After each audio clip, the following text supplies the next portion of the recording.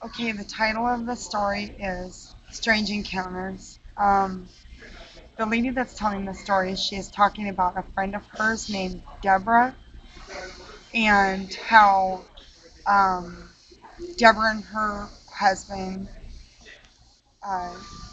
just divorced, and how in the past she'd been so unhappy, and since the divorce, she was able to, start over in life again, and then she talks about uh, this funny thing that happened because one time her friend Deborah went to the laundromat and was doing her laundry, and she noticed this man across from her at another table also folding his laundry, and he came over to her offering to help fold her laundry, and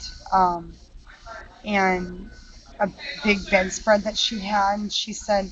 she would accept his help because she really didn't want the bedspread to hit the floor or the table,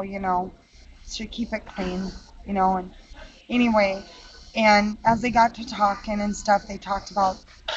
different things happening in town, the weather, and and they talked for a long time. Then she went to the dryer to take out some clothes and noticed that her bra had gotten stuck in the dryer.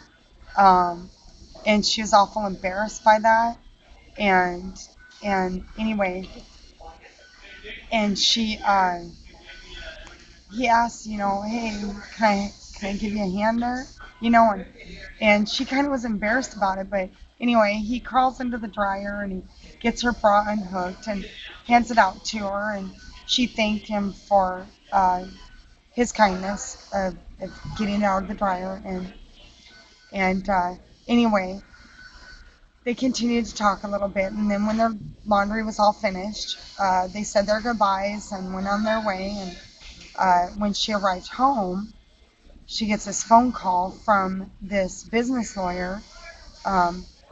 and I guess her husband maybe owned a business or something. But anyway, uh,